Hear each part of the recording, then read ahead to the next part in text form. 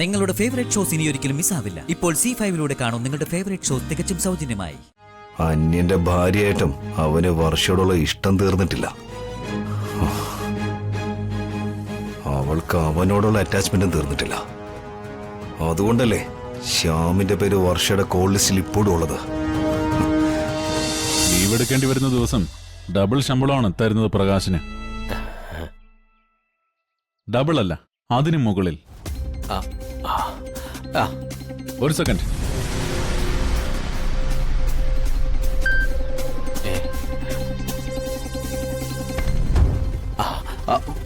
വന്നു സാഗർ. ഇത് സാഗർ എനിക്കും ഞാൻ സാഗറിനും ചെയ്തു തരുന്ന ചെറിയ ചെറിയ ഫേവറുകൾ മാത്രം. പ്രകാശിന്റെ ലക്ഷ്യം എന്താണെന്ന് എനിക്കറിയാം. ഒരു 2 നില വീട്. അത് യാഥാർത്ഥ്യമാവും. യാഥാർത്ഥ്യമാക്കും ഈ സാഗർ. Thank you Sagar.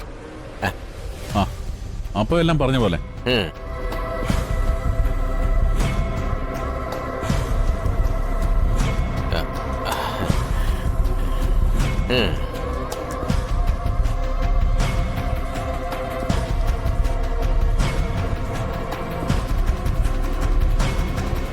ആരെയോ വന്ദന ഫോണിൽ വിളിച്ചു എന്നാണല്ലോ പ്രകാശ് പറഞ്ഞത്.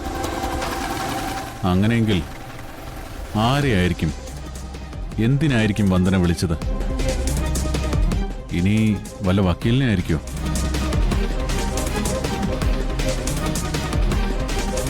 ആദ്യം അത് കണ്ടെത്തണം.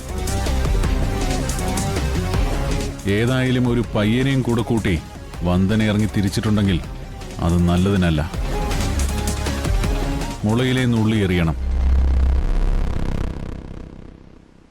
ആദ്യം അവൻ ഏതാണെന്ന് കണ്ടെത്തണം.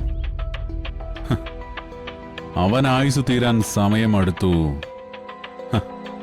ഈശ്വര, അവന്റെ കണക്ക് പുസ്തകം എന്റെ കയ്യിലാണല്ലോ.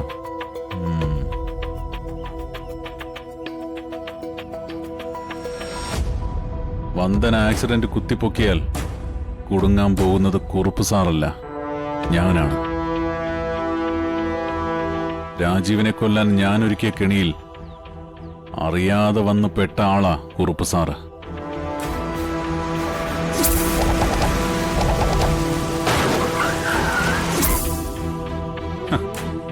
പാവം കുറുപ്പ് സാറ്. അയാള് വഴിയെ രാജീവ് മരിച്ചെന്നാ വിചാരിച്ചിരിക്കുന്നത്. സത്യം എനിക്കല്ലേ അറിയൂ.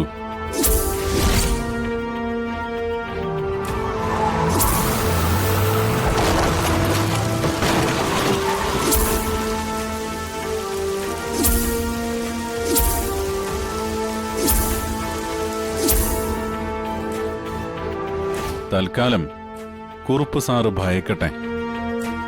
ആ ഭയം എനിക്ക് മുതലെടുക്കണം. അതിലൂടെ ഈ സാഗറിന് മറ്റൊരു വഴി വെട്ടിപ്പിടിക്കണം. എനിക്ക് മാത്രം സഞ്ചരിക്കാനുള്ള വഴി. അവിടെ തടസ്സമായി ആര് വന്നാലും പെട്ടി അരിയും എല്ലാത്തിനെയും. ഈ സാഗർ ആരാണെന്ന് ആർക്കും അറിയില്ല, എന്റെ ഭാര്യ രാഗിക്ക് പോലും.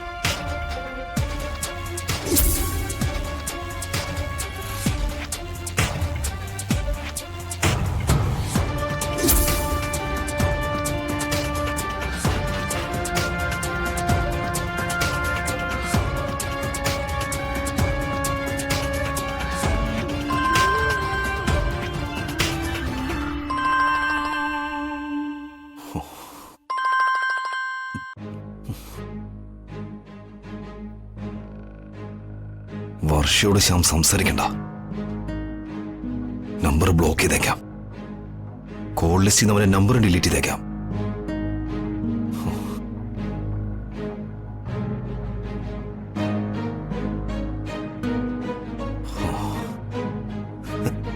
ശ്യാം കല്യാണ മണ്ഡപത്തിൽ വെച്ച് താലിയെടുത്ത് എന്റെ കയ്യിൽ തന്ന വർഷയുടെ ബോയ് ഫ്രണ്ട് അല്ല, കാമുകൻ.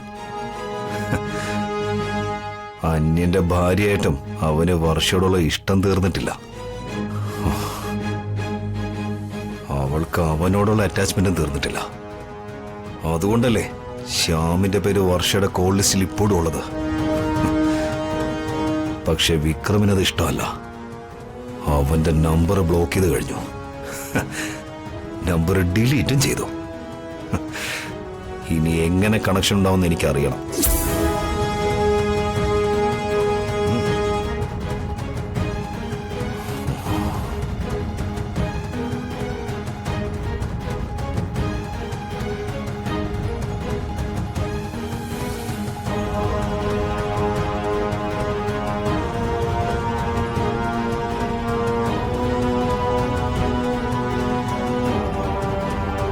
സംഗീതേ, ആരീ വർഷ? നീ ചോദിച്ചത് കേട്ടില്ലേ? വർഷ ആരാണെന്ന്?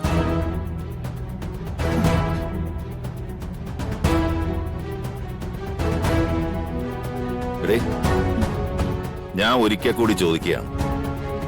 സത്യസന്ധമായി നീ എന്നോട് മറുപടി പറഞ്ഞില്ലെങ്കിൽ എന്റെ സ്വഭാവം മാറും. ആരാടി ഈ വർഷ? എടി, നിന്നോടാ ചോദിച്ചത് ആരാണ് ഈ വർഷ എന്ന്. ചോദിച്ച സമാധാനം പറയില്ലടി.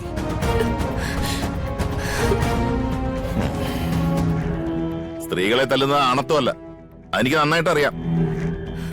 പക്ഷേ എന്റെ മോന്റെ ജീവിതം വച്ച് കളിക്കുന്നത് ആരായാലും, അതാരായാലും അവരുടെ ജീവനെടുക്കും ഞാൻ. അതുകൊണ്ടാ ഞാൻ പറയുന്നേ, മര്യാദക്ക് പറയടി. ശ്യാമിന്റെ കൂടെ പഠിച്ച കുട്ടിയാ വർഷ. ശ്യാമിന് ആ കുട്ടിയെ ഇഷ്ടമായിരുന്നു. എന്നിട്ട് പക്ഷേ അവളുടെ വിവാഹം കഴിഞ്ഞു. ഭർത്താവ് ഒത്ത് സുഖമായി ജീവിക്കും ഇപ്പോ. ദയവായി ഇനി അതിന്റെ പേര് നമ്മുടെ കുഞ്ഞിനെ വേദനിപ്പിക്കരുത്. ഇത്രയും കാര്യങ്ങൾ ഇത്രയും കാലം അറിഞ്ഞു വച്ചിട്ട് കൂടി നീ എന്താടി എനിക്കൊരു സൂചന പോലും തരാതിരുന്നത്? പക്ഷേ ആ ബന്ധത്തെ എതിർത്തത് ഞാനാ. അവനോട് ഞാൻ എന്റെ ജീവൻ ഒടുക്കൂന്ന് വരെ പറഞ്ഞു. ആ സങ്കടത്തില അവൻ മദ്യപാനത്തിലേക്ക് വരെ തിരിഞ്ഞത്.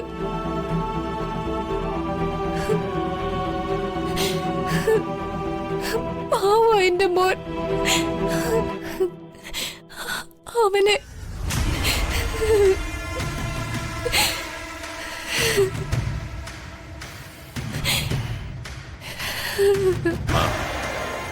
എവിടെ അവളുടെ വീട്?